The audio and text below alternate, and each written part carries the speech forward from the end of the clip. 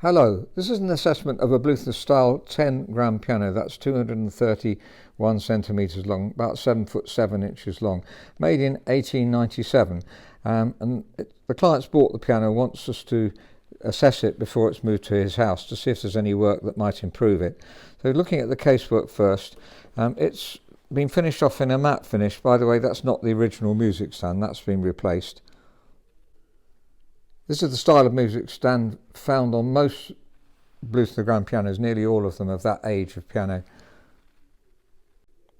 This is the latest style of music stand on almost all Bluthner grand pianos made in around 1910 and up to the Second World War. Actually, this piano is older, but it's been restored and it's been had this music stand put on it. So it's rosewood, very beautiful grain, and it's a matte finish, a sort of spray finish that's been done. And the edging here, pretty certain that that's not original, so that's been redone. And I've talked to my colleague about it as well, and the polisher hasn't yet had a look at it, but I've got a feeling that that is not what was originally on the piano. It looks as though it's got faked grain on it as well.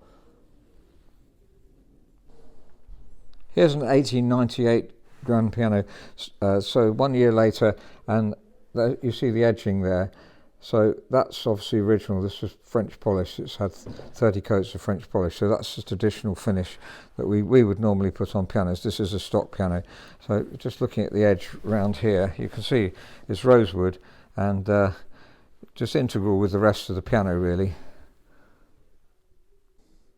So it's quite pleasant what they've done here. Different shape, as you can see as well. Having said that, this black one we have has the shape of the one that we're assessing.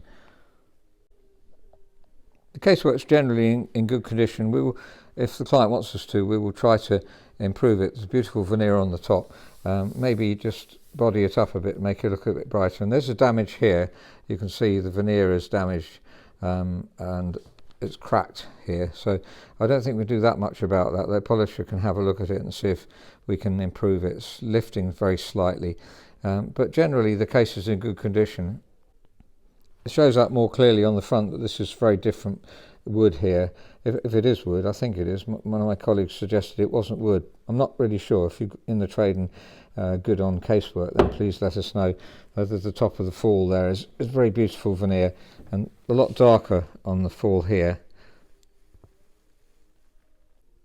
And the inside of the lid is darker too. It's usually held back like this. Most pianos, when we come to tune them, are like this in somebody's house. So there's quite a contrast. I don't think we could refinish it. It would be too difficult.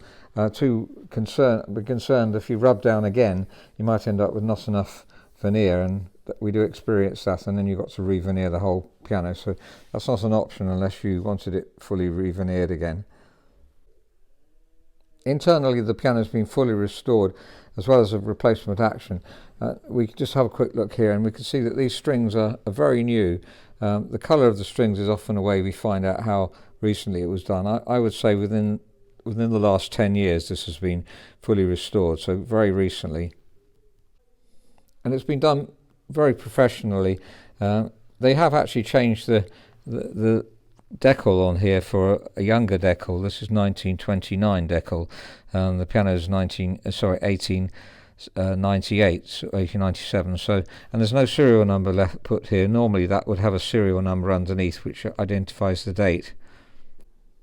So there's the serial number of the one we have in stock, and you can see that also the decal, the badge, is commensurate with the age, 1894 there, and this number here, 49008, is 1897.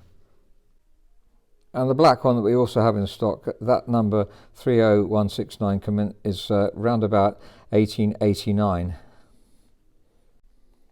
There's very little difference in design of the inside here from 1889 to 1897 and 1898.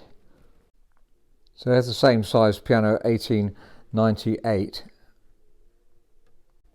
Those two pianos were 6 foot 3 inches long, so this one is 7 foot 7 inches long, so you've got, it's obviously different at the back, but if you see the front part here is very similar again. The piano's had a brand new replacement action, so it's just like any modern piano. So you have the normal system here where you've got a lever, and it's totally different from what's there originally. So here's the original patent action, called Bluthner patent action, and we've got other videos of this, so I won't spend too long on this, but you see this is an L-shaped spring here, and the whole action is just totally different. So if it's going to be replaced, the whole action and the keyboard and everything needs replacing. A colleague of ours who has done replacements for us and did one recently had a look at this and said that he thought that it was generally well done. The way he put it was, it's better than his first attempts when he was first doing them. So it's a good job, and I'm quite convinced that it's well done as well. I asked him if he had any idea who did this, because it's not done that often. He used to work for Bluthner, so he did plenty of them for Bluthner. It's got Arbel hammers, so they're good, top quality German hammers. And it's really hardly had any use since it was done. You can't hardly see any marks of hammers on of the strings on the hammers there. There is some minor regulation to do. The let-offs and general regulation is well done, but the springs, some of them are a bit weak. So there's a spring. If we look at this spring here, if I let the hammer check by and then just take my finger off very gently, then you'll see it go up like that, and that one also goes up. But there are some, that's middle C, is not going up at all, it's going straight down. If it's too weak, it won't operate properly at all. So it's important to have them adjusted so that when you release the key, just gently release your finger on the key, it should go up. You can try that on your own piano at home if you're watching this and wonder what your own piano is like. Sorry, that one was catching there we are. So they should go up, and that one there doesn't go up at all, and this one doesn't go up. This one here goes up a little bit, and this one goes up a lot. So they should be going up not too fast so that you can feel it in your finger, but fast enough so that over, say, a 30-year period they'll still be going upwards. I've taken the action out to show the dampers, and by the way, the serial number on Bluthner's is nearly always written on here, 48484. That's how we date the piano. If you look at the dampers, this is a typical modern damper, and I'll just show you how it contrasts with the older Bluthner dampers. So here's the 1889 one, exactly the same as the 1898 one, and you can see it's actually quite delicate, and the hinge at the back is vellum, it's not screwed. So it's really important if you do take the action out on these, when you push it back in, to lift the dampers up, just in case these get damaged, that it hits these, and then you can break the hinge, which is not a good idea, because it's quite a lot of work to replace them with ordinary screws, which we do have to do sometimes. So this is the old style Bluthner action, patent action, and they look like this. So it worked perfectly well. There's no reason why you should have to change them.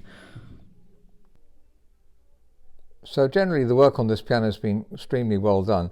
There's a couple of things which I picked up: regulate the springs, and the other thing is to file the corners of the key tops. Now that's quite a common issue, that when new key tops are put on, the corners here feel a bit sharp. They're not all feeling sharp, but some of them are, and you can feel it when you play the octave. Your fingers touch the corners and you can just feel a little bit of uncomfortable, really.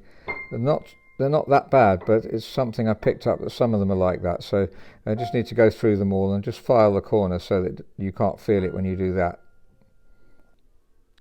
I'll probably sure also look at the case. There's some minor scuffs on it. I noticed one on the edge rim as well, so there's something. And he may try and improve this by just putting a bit of beeswax polish on it.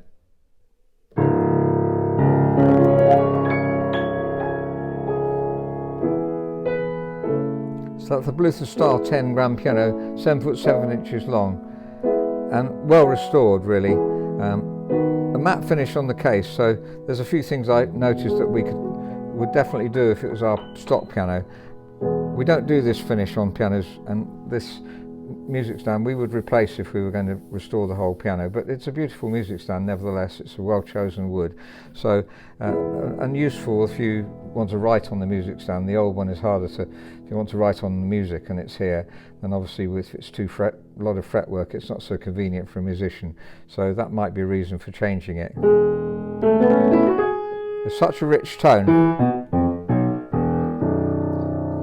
The original strings are very rich too, and we like to keep them very often. They often sound better than replacement strings, but these are excellent replacement strings. And of course, being a long piano, has a really rich tone.